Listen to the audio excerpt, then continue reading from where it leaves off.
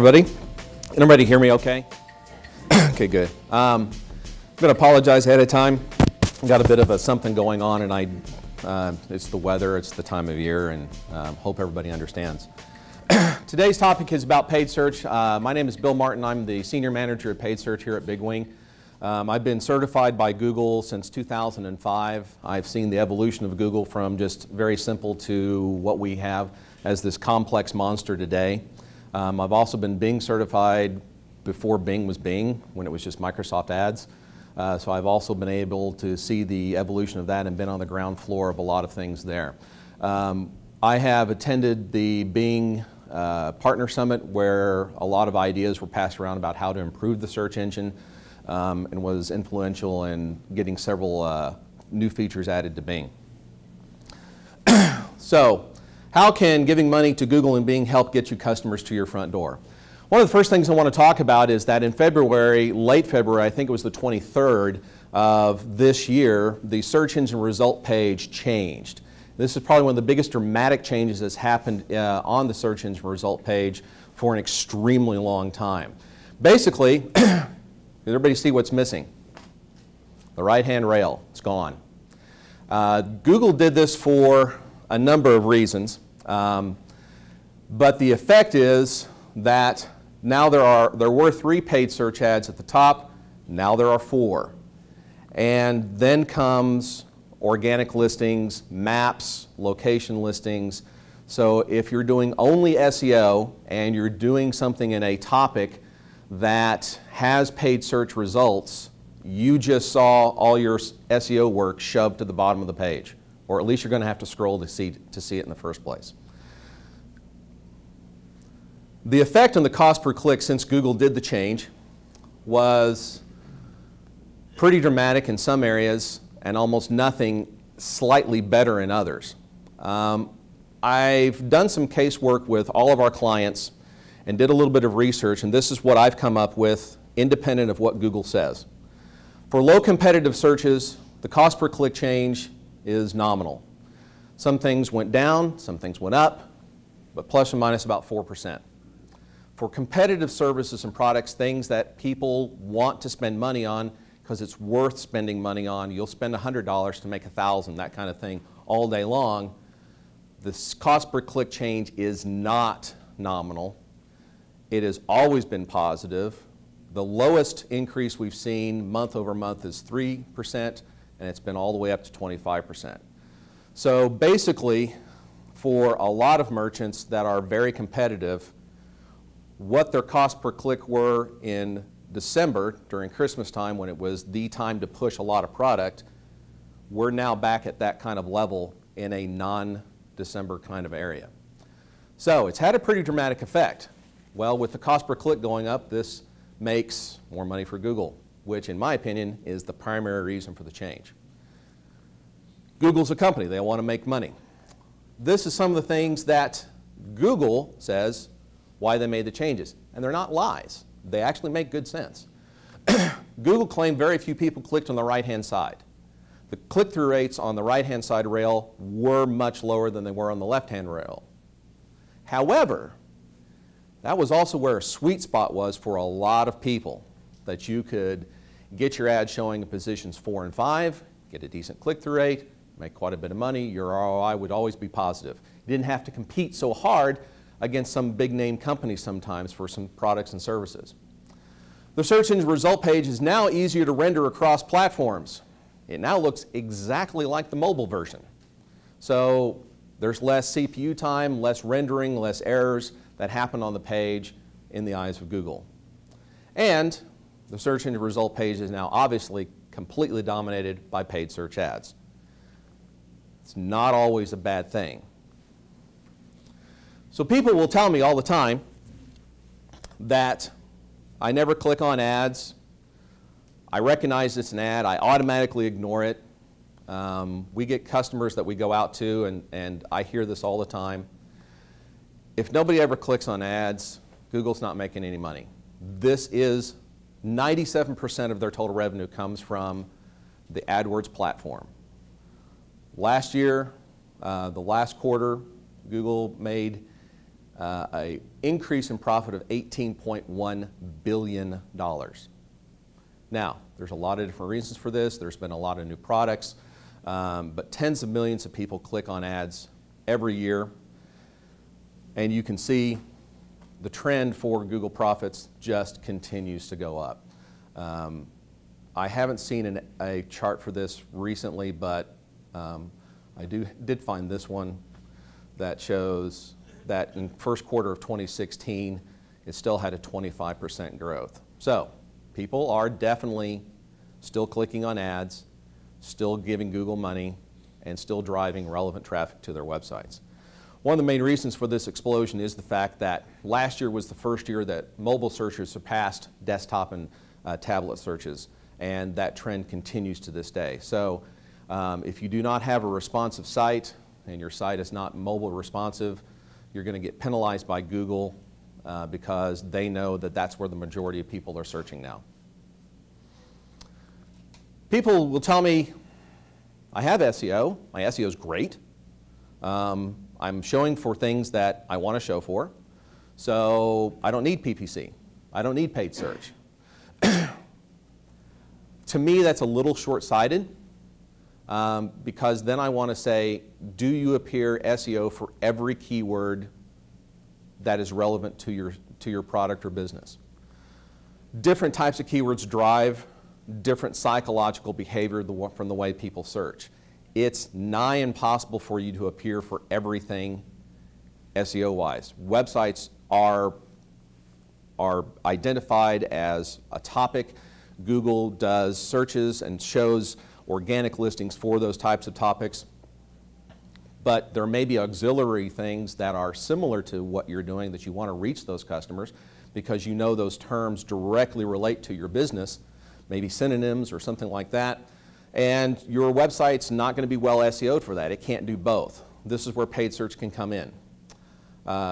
If you are selling things, commercial intent, those types of ads are very prominent above the fold and now even more so. This middle one is something that doesn't happen as often, but it does happen, is that PPC ads often steal clicks from search engine optimization or organic listings.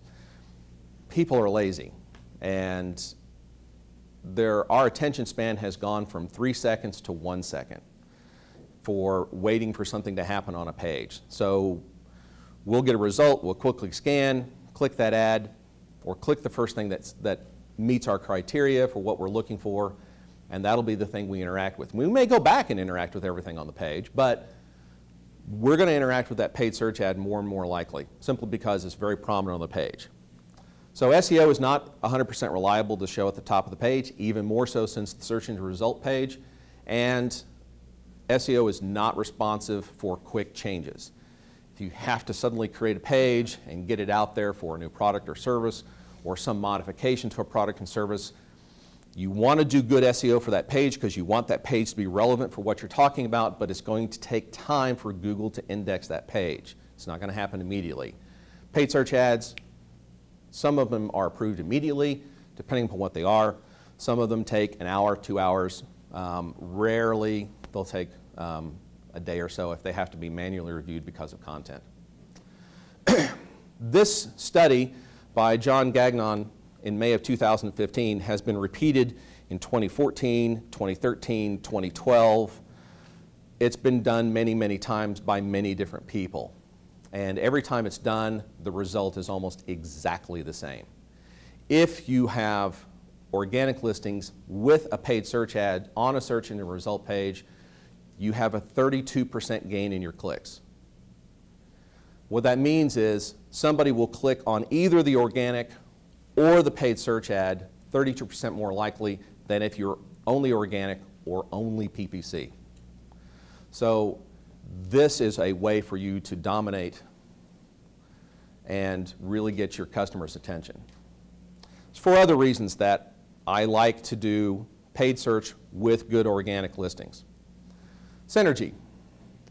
Paid ads can be used to refine organic keyword strategies. We often correlate with the SEO team here. They see our keyword list, we see theirs.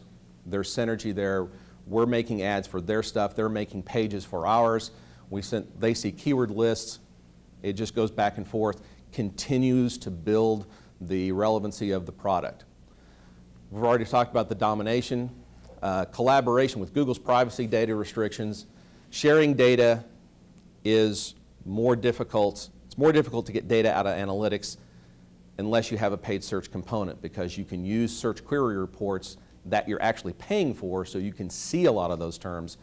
They'll come directly into analytics, and it's very easy for you to analyze that data. There are several advantages to pay-per-click advertising. We've already talked a little bit about some of them. Immediate visibility. You make a change, boom, it happens. SEO work takes sometimes months for the full effect to take place. You have a dozen or so ways that you can completely customize the ads. You can customize the ads, landing pages, bid structure, when it's showing, how to modify the bid, modifying the bid for the fact that you're sitting out here versus going over to Tulsa. So there are so many different ways that you can maximize and dial in the efficiency of your campaigns. Paid search can do that unlike anything else. Budget flexibility. I always hesitate to put this in here, but because it really does depend upon the vertical. It's very easy to say you can do it for as little as $10 a day or $15 a day, but in reality, it kind of depends upon what you're in. Some verticals, $15 a day is ridiculous. You have to think about it as you have all of these searches like a fire hose, and you're going to take a teaspoon out of the fire hose at some point during the day. That's the analogy I like to use. Some verticals can do $15 a day. They have very low cost per click. If you're an attorney and you are a mesothelioma lawyer, your cost per click is $123 per click. $15 per day is not going to get you showing. So it depends upon what it is. If you're a banker, loans is a very popular keyword. In fact, it's one of the highest cost keywords. It can be as high, depending upon how it's being used, of $30 to $40 a click. So $15 a day, yeah, but vertical dependent. Pay-per-click advertising is nothing but data. There are charts, numbers, stats, click-through rates, impressions, view-through impressions, click-through conversions, view-through conversions, assisted conversions.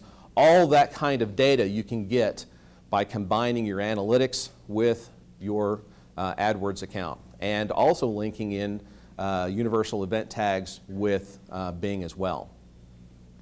Inside the AdWords platform or pay-per-click platforms, there's geo-targeting, day parting. I can choose to have my ads served only in Oklahoma or Oklahoma City or 73102.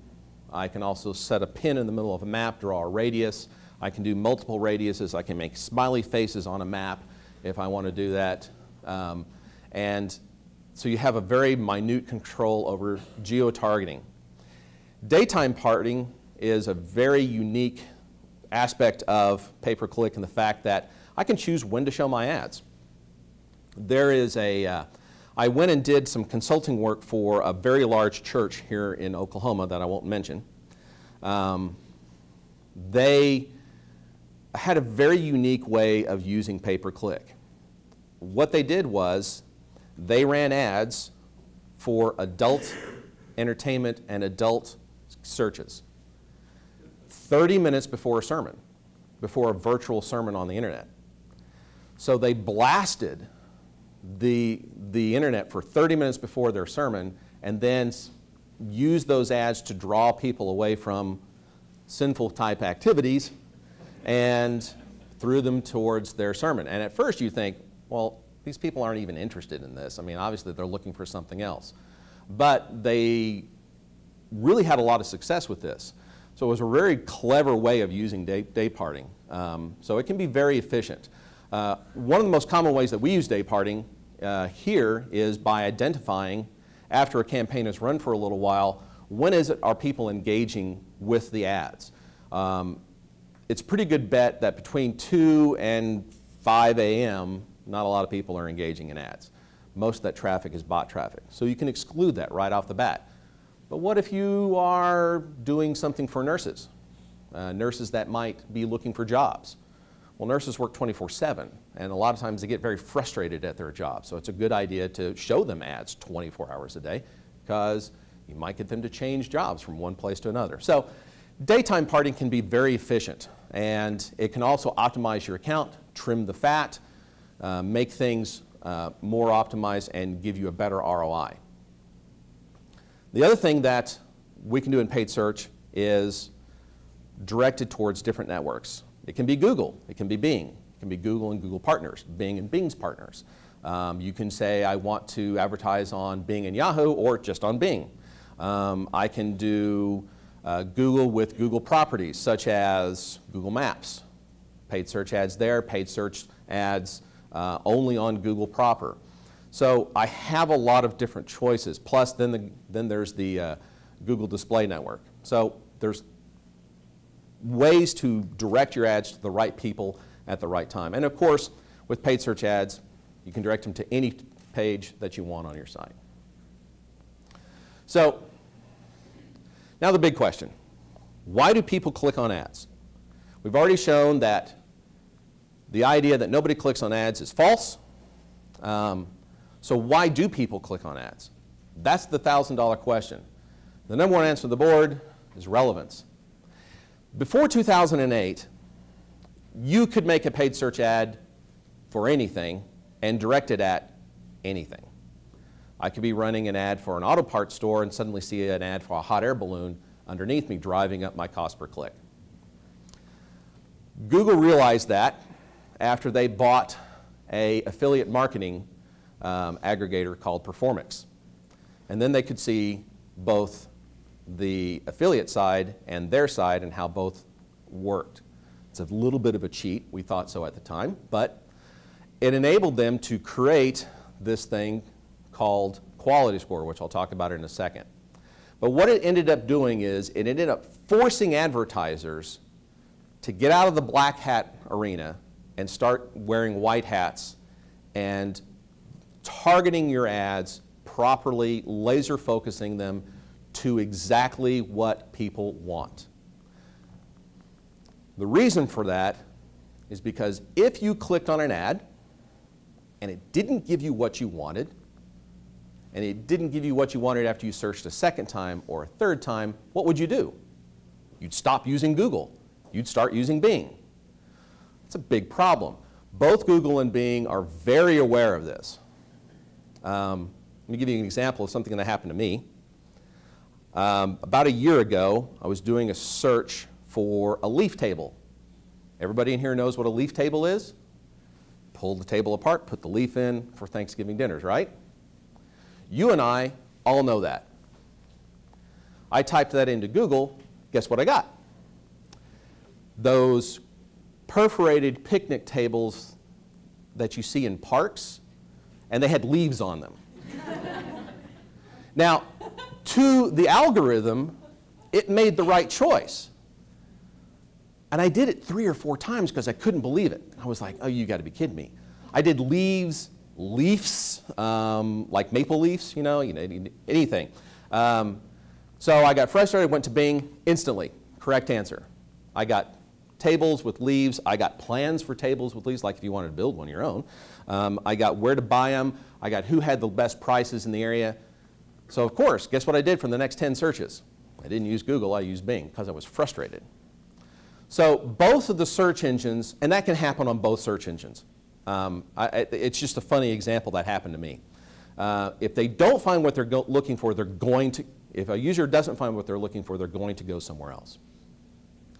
So Google invented, and Bing followed suit, with this thing called quality score. And it's basically a number between 1 and 10. And what it is your ad rank is a number. Where you appear positions 1, 2, 3, 4, 5, 6, 7 in the listings is dependent upon your bid times your quality score at a very basic level. So if you have an ad rank of, say, 30, you'll appear above somebody that has an ad rank of 27, and so on and so forth.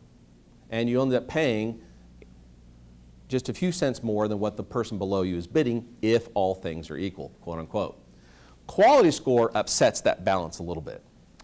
Quality score is a relevancy score to what people are searching, to what they're likely to find. It's a keyword to landing page relevancy, a keyword to the ad relevancy, this nebulous thing, user experience on the page, which I did manage to get the Google manual for how they evaluate that. That was kind of interesting. And this makes SEO super important nowadays because it enhances your landing page relevancy. Click-through rate of the ad is a big factor that Google uses to determine quality score. And the reason why is because if people are making a search and they're clicking on that ad, Google realizes that means that person saw what they were looking for. And if that's a very high click-through rate, that's going to skew this number quite a bit. Other factors, the ad text, landing page is even less. And then there's this black box called other factors where Google will tweak things depending upon what they want to do. For example, Google knows that most attorneys are ambulance chasers, especially if they're an injury attorney. Google's motto is do no evil. How do you think Google thinks about attorneys that chase ambulances? They don't like them. So they raise the floor of their minimum cost per click. They realize there are some good attorneys out there that are meaning to do well, but they also know there are the guys that put the billboards out that, you know, I'll get you money no matter what, and at the end of the day they end up screwing people. So Google manages that a little bit by this other factors. And as you can see, it doesn't matter a huge amount if these other things are all in agreement. And it is a symbiotic relationship. We have the keyword to the ad to the URL relevancy right here. Then we have the landing page user experience, and then the quality score. The landing page user experience, Google's actually been quite nice recently, and they've given us some tools that you can use to check. Page speed insights is one of the best things that Google's given us, and it'll actually, you can put your website in, mobile, non-mobile, and it'll give you a score, 0 to 100. How did you score? Did you score an A? Did you score a B? Did you score a 90, a 70, 65, whatever? And it'll give you a little color guide. Green is good, yellow's okay, red is bad. If you're below a 60, you need to fix things. If the landing page doesn't render well, if it's slow to load, if it hangs on very large images, if it doesn't compress well, there's a ton of things that go into this. And then, according to the Google manual, there's this other nebulous thing of what they tell their reviewers to do when they look at a landing page is, how does it make you feel? Believe it or not, that's in the manual. And they have a bunch of other qualifiers in this, but when you're looking at your landing page, think about a visitor that's never been there before. They land there, what are they looking for? How hard is it for them to get what they're looking for? If it's easy, it's a good landing page. If it's hard, then it's not. That's pretty much it. So we have relevant ads are driven to the top of page for less cost if they have a good quality score. If I have a quality score of 10, the guy below me has a quality score of 5, he bids a lot of money, he bids very high so that he can be above me, I can actually pay less per click than he's paying because my quality score is so much better. So quality score is very, very, very important to look at. If your quality score is 1, Google basically won't show your ad. They say they will. You'll see your ad shown very rarely, and by the way, you'll pay 600% more per click as a penalty for having a low quality score. If you have a quality score of 10, you'll pay like 25% less. So they reward you. Everything is designed to force advertisers to do the right thing for the user. The paid ads work extremely well because they show people exactly what they're looking for, and even if it may not show in the organic listings, and these consider these people warm leads. They're already interested in what you have. All you have to do is be able to show that you have it to them. And I've mentioned it before, but the big elephant in the room, Yahoo and Bing. How many people use Siri? You're using Bing. If you say, I never use Bing, but you use Siri, you're using Bing. Bing powers Siri. Bing also powers Yahoo. So if you say, I never use Bing, but I use Yahoo, well, you're using Bing. Microsoft is a company that does not try to reinvent the wheel when they don't have to. The Bing search engine is a module that can power other search engines. If Bing were to suddenly buy 7Search, which, how many people in here have heard of 7Search? Good, I thought so. 7Search is a tier 2 search engine network. Very few people are going to know about it, but it is out there. Bing could buy 7Search and then suddenly Bing powers 7Search results, even though 7Search had its own results and its own interface for paid search ads. There are over 5 billion monthly searches worldwide for Bing. 150 million US searchers, 40 million users in the US that do not use Google. If you aggregate all the searches across all the search engines, across all the different verticals, all the different kinds of searches, Bing is 28%, and Bing and Yahoo is 28% of the total search US volume. Now, that's an aggregate. That's across everything. We have seen clients where 5 times the traffic was in Bing than it was in Google, and we've seen it just the opposite, where 90% of the traffic was in Google and only 10% of the traffic was in Bing. But on average, 28% of customers use Bing, and you have to ask yourself, if I'm a business owner, do I want to take every third person that comes up to my door, close the door on them and say, I'm sorry, you can't come in? It's worth paying attention to. Another part of paid search advertising is display, most commonly referred to as banner ads. And display is done poorly by a lot of people. I have a team of 2 people that they work very hard to find the right target and the right demographics and the right audience for people's ads to be shown to. Bad advertising is when you go to a website, visit it, and then the next 7 sites you go to, you see nothing but their ads just constantly blasting you. I don't know anybody that doesn't just tick off. And it instantly makes you go, I'm never going to use them. They follow me around. I hate that. You want to follow people around, but you want to do it not so blatantly. You want to keep in their conversation, but not yell in their ear. So display should be targeted, not blasted at people. And display advertising has evolved enormously in the last few years. We can geo-target, we can target contextually, topically, by interest, demographics, women who are parents between the ages of 25 and 50. Then there's psychographics, people's behaviors, audience development, third-party data segments, people that watch soap operas, people that are car enthusiasts, people that have bought a Corvette. Whatever you want to target, you can target by third-party data segments, and that becomes a very complex way of doing it, but it also works very well, especially if you layer it with these other things, and suddenly you have a Venn diagram where it is your audience. These are the people that are interested in your stuff. Let them know that you're there. Search retargeting.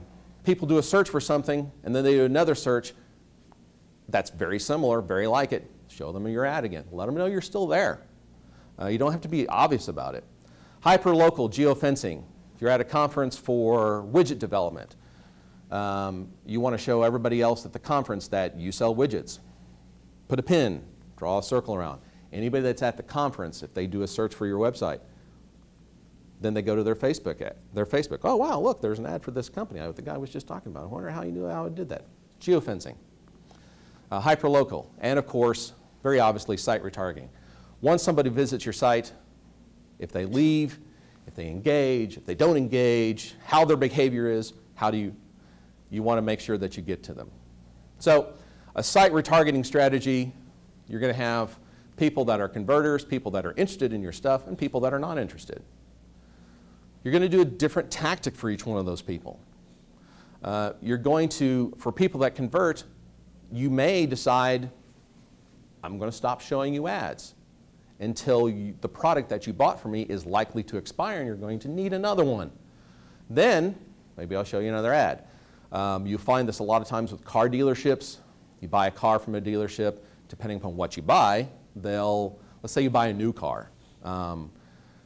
6 months down the road, they're going to send you, hey, you bought a new car. Remember, we have service. Come get your car serviced with us. And then a couple of years, 2 years after you buy the car, they may go, hey, we have new models in. We noticed that you bought the Chevy Malibu. Would you like to see the new Chevy Malibus? Come by, see us. Again, that's not bugging you, but it's keeping you in mind for when they know you might be buying a car again. Then there's people that are interested. I came to the site, I researched something, I saw this great site about widgets, wooden widgets. I love wooden widgets, but I didn't do anything, I didn't buy anything. So I left. I went off to my Facebook page, and then I went to my Pinterest, and then I went to someplace else, and then I went to CNN.com, and then I saw and I kept seeing maybe every second or third website I saw an ad saying, hey, we noticed you liked widgets. Hey, we got a special deal on the widgets if you come back. And then the people that are not interested. Very low key. Change your advertising behavior. And you'll retarget on Facebook, YouTube, other websites. For price shoppers, people that are looking for opinions, researchers, people look on review sites. These are the kinds of places that you want your ads to show. So analyze your website visitors, retarget the right people wherever they travel, and deliver the right ads to the right people at the right time. Site retargeting can increase your ROI. It increases your conversion rate because you don't let people get distracted. Digital advertising is a conversation. The internet is a conversation. It is a human conversation. And you are finding out information, you're learning from other people. Retargeting ensures that you do not abandon that conversation. It's like if you came in here and you met Chris Reen and you walked out the door and never spoke to him again. But Chris had something really cool to sell you. It's called the newspaper. So setting a retargeting budget. There are several things to consider when you're talking about budgets. I don't know anybody that has an inexhaustible supply of revenue, so it is very important. Retargeting platforms have different costs. They simply do because they all act slightly differently. Today's technology allows you to use social media, websites, mobile devices, display, video, YouTube, and tons of other ways of doing it. So you need to decide, how do you want to reach your customers? What do your customers do? If you have a large website audience already, simply retargeting your visitors after they've been there and leave and doing nothing else can be more effective than trying to increase your audience size. A lot of these other things I've talked about help increase your audience size, make your brand aware to people. Nobody knows you sell widgets. Nobody knows you're a widget manufacturer. They're not going to look for you. So display targeting, display plus search retargeting collects the audience at the top of the search funnel, top of the decision making, when they're thinking about their future needs.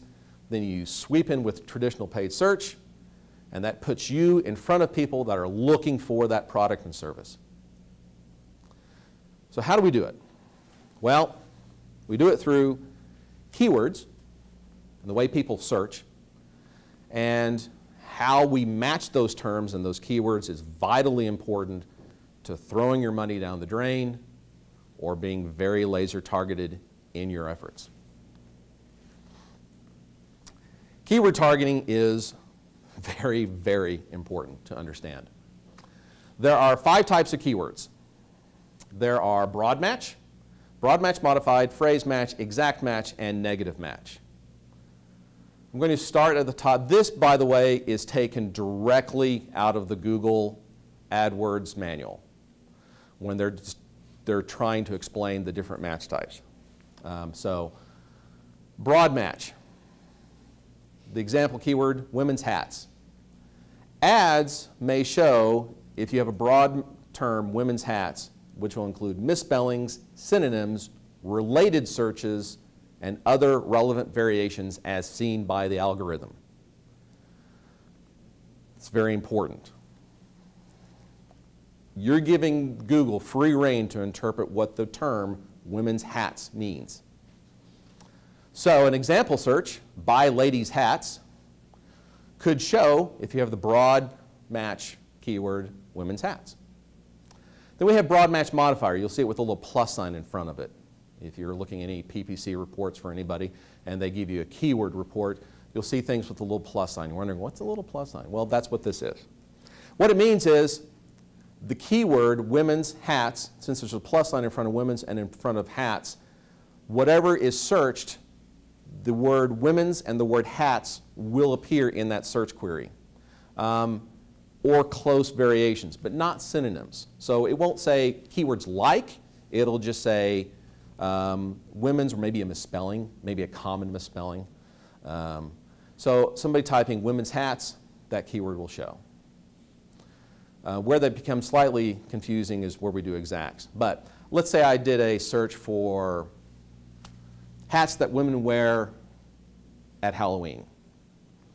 I would show, because those two terms are in that search query, even though they're reversed in order. But they're there somewhere. So then we come to phrase match, where you see little quotation marks around the keyword. So we'll take the same search term, women's hats, phrase, close variations of that phrase. Anything between the quotation marks has to be in the search query in that order. As you add more keywords, you become more refined, more relevant. For in this example, buy women's hats at Walmart, buy women's hats down the street are all terms that a phrase keyword of women's hats might show for. Anything before or after the phrase can trigger the ad, so long as the phrase is in there. And then we have exact match. Dead on, highly accurate.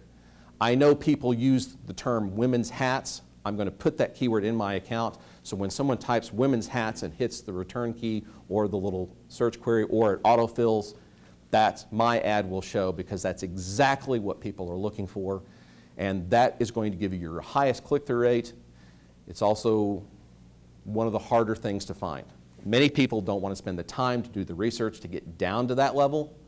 There are some search terms where it's just not profitable to be an exact. It makes more sense to be a phrase match, because you're going to catch all the people in the surrounding types of searches. And then we have negative match, what you don't want your ads to appear for.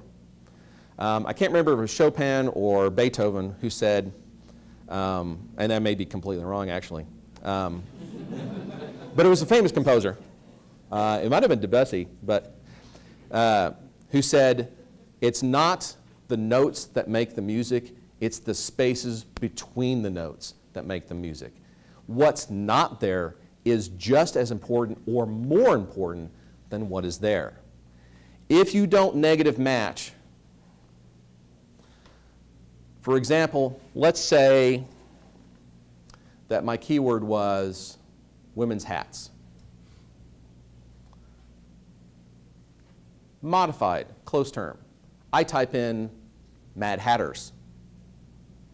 Mad Hatters is not the same thing as women's hats. It's a completely different thing. But if I don't include mad as a negative term, somebody could type in Mad Hatters, women's hat shows, and suddenly I've wasted an impression. So my click-through rate drops. So it's very important. They use the term here, baseball hats. You want to make sure that you don't show for what you don't want. This can be time-consuming. This can be very important. So always make sure to pay attention to your negative keywords. I'm only going to talk really very specifically about broad match terms today, because it's the hand grenade you're holding in your hand when you've already pulled the pin. Broad match is very broad. It is things associated with your terms in addition to your terms. Broad match does not have to have the keyword or the search term in it to trigger an ad. terms related to the keyword can trigger your ad. Sometimes that's good. For example, cars can trigger automobiles or vehicles. Sometimes very, very bad. So here we have a real-world example. This was several years ago. We were doing an ad for a hospital outside of Oklahoma. This is a Catholic women's hospital that handles women's medical problems. One of the most, they had a prenatal care unit. They had all this stuff for prenatal care, sisters helping people, doctors. They did this whole thing, and it was very Catholic oriented. So one of the terms was pregnancy and pregnancy care. They have a pregnancy unit. They deliver babies there. Makes sense, right? We had this in an Explorer ad group just by itself so that we could see what people were typing in addition to pregnancy care. And if you notice, we didn't use the broad match modified. This is broad. This is what Google matched it with.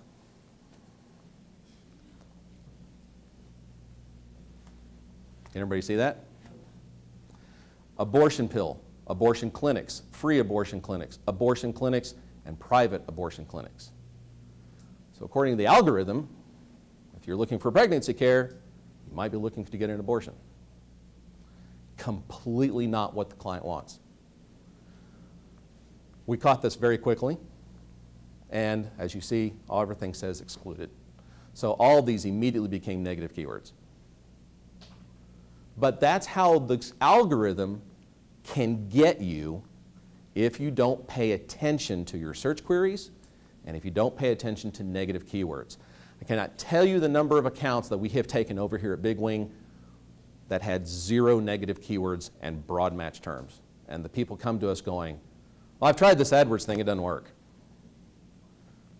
They didn't have the time or didn't have the desire or didn't have the knowledge to do it properly. So hopefully I'm not going to upset anybody today, but I'm going to talk about a keyword, a term that's in the paid search area right now that a lot of people are using, and I think that they're being sold on a bag of goods that is only partially correct. Keeping up with the Joneses. The keyword, the term that everybody's throwing around is IP targeting. I want IP targeting. I heard that IP targeting is great. IP targeting is the thing to go. So-and-so down the street says IP targeting is this. I don't want to do geo-targeting. I want to do IP targeting.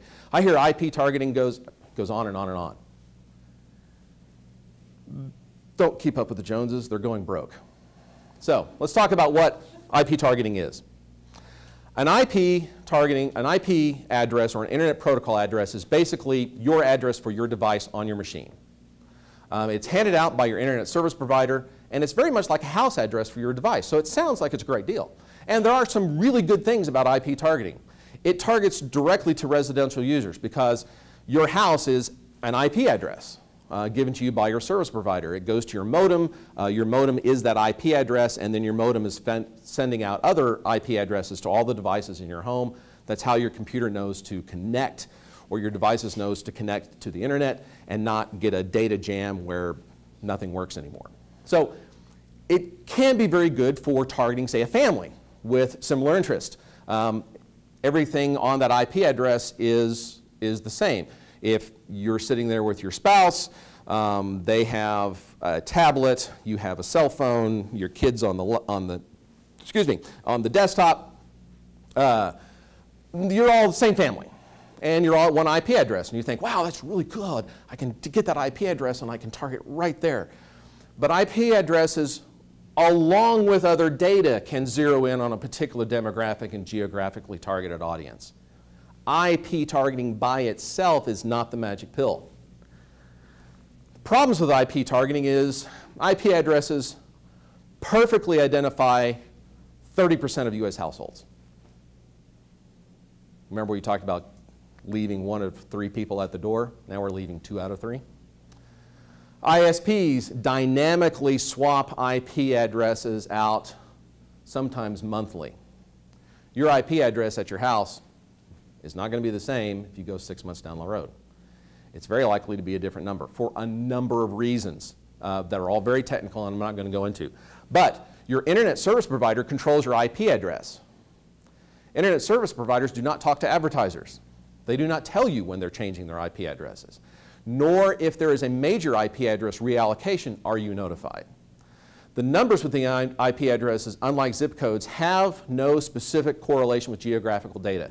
IP addresses that start with 257 are not necessarily in Oklahoma. They could be in Oklahoma and next month be in California. So when they change, there is no more, and in fact, I use the Oklahoma becoming California because that actually happened to us. And we called Google and said, hey, what the heck? And they said, well, we buy our IP addresses from so-and-so. So we called so-and-so and they said, oh yeah, there was a big change. You'll see it fixed up in a month. Don't worry about it. Okay. If you're doing only IP targeting, all your Oklahoma customers suddenly became California customers without any knowledge. You find out after the fact. And then you have a client that looks at their analytics report and says, you said you were targeting Oklahoma. This is why I want people in California. Now you have some explaining to do. It can take days or weeks for location attribution to catch up with the changes. IP targeting is not bad if you combine it with other things. IP targeting is basically geo-targeting. If you set up geo-targeting, you're going to be targeting IP addresses. That's how they know where you are. But they use other things involved. Use more than just an IP address to target your customers. IP targeting along with geo-targeting, audience targeting, demographics, psychographics. Build the data layers so that you're actually targeting people that you want to target. If their IP address changes, you're still targeting all their other stuff. You're still going to reach those people. And the last thing I want to say before we, how are we on? Oh my gosh. Somebody should have started playing music or something, I'm sorry. First and foremost, pay attention to your website. It is your 24-hour salesperson. Get your SEO done correctly. Make sure your website is clear and provide your users what they need easily. Have a clear call to action where it's needed. Don't make people hunt to find out how to find you. Reflect the goals of your business.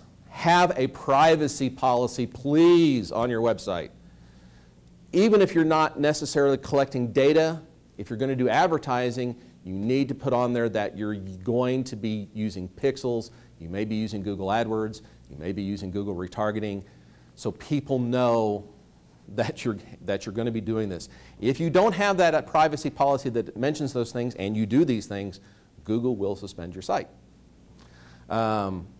Use your analytics, your goal tracking. Set up goals. Don't set up necessarily landing pages like, oh, if I visited a page, and then leave it at that. Set up that as a reference and then also set up a goal completion. Somebody actually said submit and then they got, thank you for calling us, or thank you for, that's the goal. They completed something. Consider phone tracking. Phone tracking can work very well for a lot of people. It can be $75 a month. It can be $250 a month. It depends upon how many visitors come to your site and what kinds of services you want with phone tracking. But phone tracking can become very important. You can find out how your employees are answering the phone. You can coach them about different ways. We did a roofing company and some attorneys where the call tracking really came in very handy because we were able to listen to calls and tell the client, you might want to coach your people to not say, those people aren't here, but say, well, we do that. Can I get somebody else? And oftentimes that was what they needed. They didn't care that they talked to a person of name. They just needed a product or a service. And if your site doesn't convert, this is important. All the traffic in the world won't do you any good. I can throw 1 million people at a website that doesn't convert. It doesn't convert. It doesn't make any money. You can spend money all day long. If it doesn't, if it's not a well-converting website, you're probably just spinning your wheels. And that's what I have. I'm sorry I went over. Any questions? Yeah.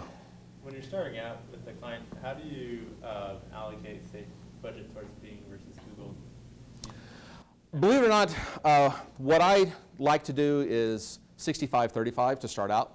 And I like to think of it as a slinky. And I tell our clients this. I'm going to put this much, I'm going to put 35% of your money here and 65% here, and we're going to see what happens. Usually we can tell within a week or two, do we need to make any kind of adjustments? Do you slinky towards Google? Do you slinky towards Bing and Yahoo? Look at people's interactions. But 2 weeks may not be enough, because think about it. In 2 weeks, you've had 2 Saturdays and you've had 2 Sundays, and you've had 2 Mondays and 2 Tuesdays and 2 Wednesdays. People's search behavior is different on different days of the week. And anybody knows if you have a data with 2 points, you have no idea if that's a straight line, a curving line, or anything. You need to have enough data points before you start making decisions. So long as you have enough data, that's going to determine when you optimize. Yes? He kind of asked a similar question, but I had 2 additional things to add that I've kind of learned from doing this, which is frequently I'm dealing with a limited budget pretty often. And one thing that I've learned, for example, like the term online degree was around $20 a click. Yep. Expensive. And so since we could not get more money as an option, paused that term and bought the term University of Phoenix, which was searched about half as much as the term online degree. So that seemed to be an effective way to get around having a limited budget. And then another thing that Google recently started doing was retargeting on the search side. Right. And they basically, so you can just buy online degree for people who have only visited your website. Right. As a key search keyword. And I don't know if they've released it yet. No, it's been around for a while. Okay. We were involved in the beta of that about 2 years ago. Cool. So, yeah, it is a real thing. That's search retargeting. You basically have a separate campaign that is a search retargeting campaign for people that have visited your site and then go searching elsewhere. Sure. Are you University of Phoenix? No. OU Outreach. Be very aware of that quality score. Keep an eye on it on a pretty regular basis, at least weekly, because you are not University of Phoenix, and since you're using that term, Google's going to figure out pretty quickly that it's not. You're not. And what's going to start to do is it's going to, even if you have a great click-through rate, Google will start to ding you over time. It may take months, but eventually you're going to watch that quality score go chikoom, chikoom, chikoom, and then eventually one day you're going to go, oh, look, it's 1. And then you're going to need to delete the keyword from your campaign. Sure. Okay. So just pay attention to that. Yes? Kind of just adding on to that, I'm curious, like, say we're OU Outreach and we're bidding on University of Phoenix, how does that work with competitive conquesting? Because I know it's really important to include competitor keywords, but if it affects your quality score, it seems sort of like a double-edged sword. Again, it's relevancy. You have to look at it from Google's eyes. If I'm doing a search for University of Phoenix and I see an ad that's not University of Phoenix, I am not finding what I'm looking for. Because I'm specifically looking for University of Phoenix. Now, there are ways you can get around it. There are ways you can help. You can get your SEO team involved, and you can create a landing page that says, we're just like University of Phoenix, see how. And say, University of Phoenix has these things, we have these things. So now your page is about University of Phoenix. Now your keyword is relevant. That can help a lot of times. Again, you need to have relevant content on your page. Otherwise, quality score does start to take a hit over time. Yes? I've heard a lot about Google AMP coming up. Does that affect the quality score for PPC too? If you do that really fast loading AMP site? I'm going to have to plead the fifth. I don't know about this product yet. Well, you basically just, I think you create like a new front end that's supposed to speed it up by. Oh, this is on the website side? Yeah. Oh, okay. Anything that increases your web page loading speed is going to be good. Page Speed Insights is a great tool to use to measure that. Google has given that to us as a freebie, and they told us they want us to use it. It was something they kept internally. About 2 years ago, I think, was when they released it and said, in a big YouTube thing, and said, hey, use this, please, so we don't have to disapprove a bunch of sites. Fix your sites, basically was what they were saying. Anything else? Yes? Thanks for the helpful talk. I love listening to astrophysicists talk about any topic. Yes, I actually am a rocket scientist and astrophysicist, but... Just a quick question. You said 40 million users in the United States don't use Google. Mm-hmm. Can you speak a little bit about how the usage of Google and Bing compares here, specifically in Oklahoma, and the differences between those two?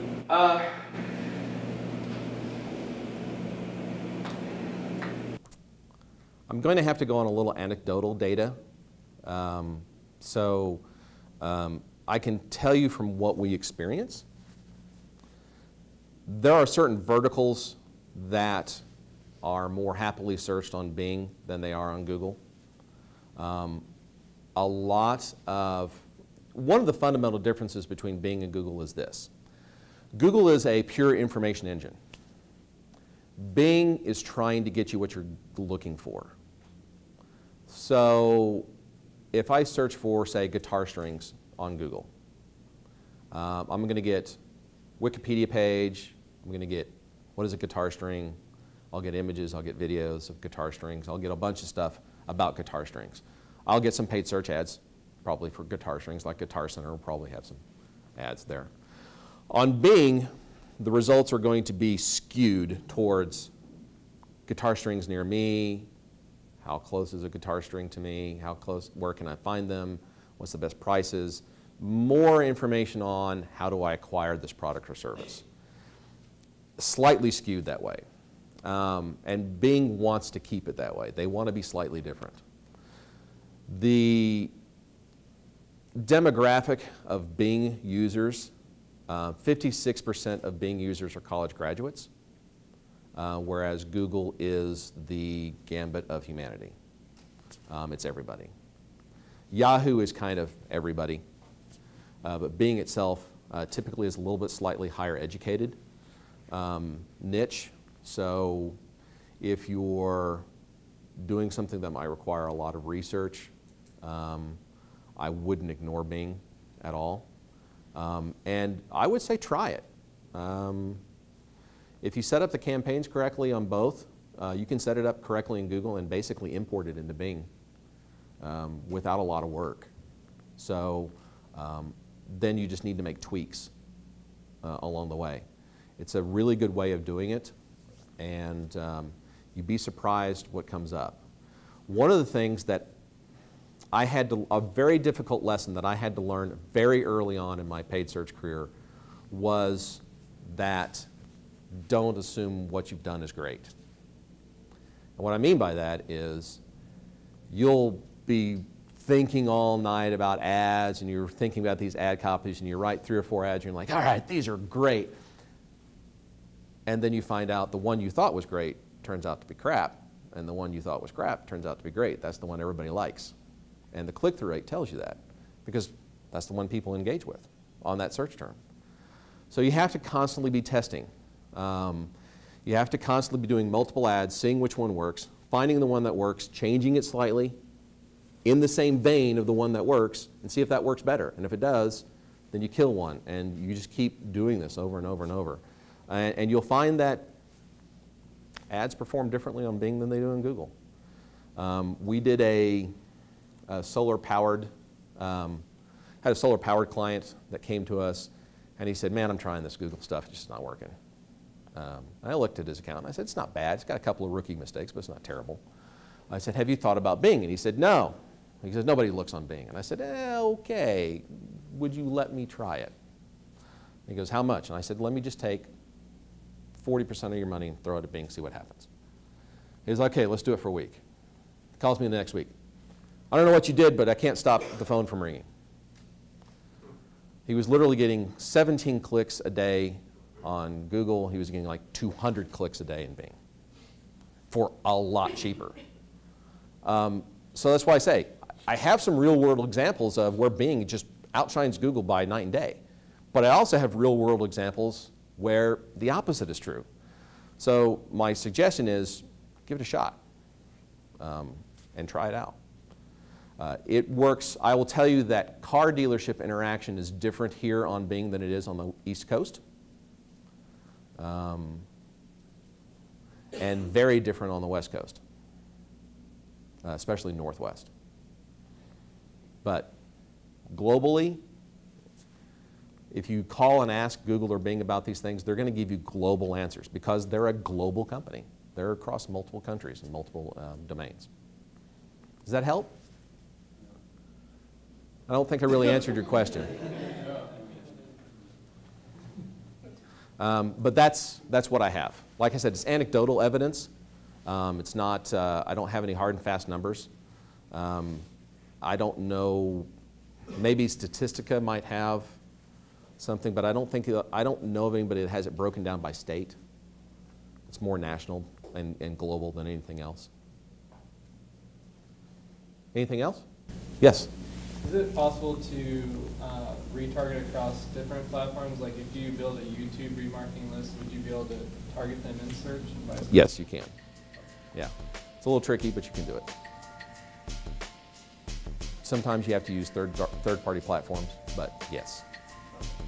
Well, thank you very much for your time.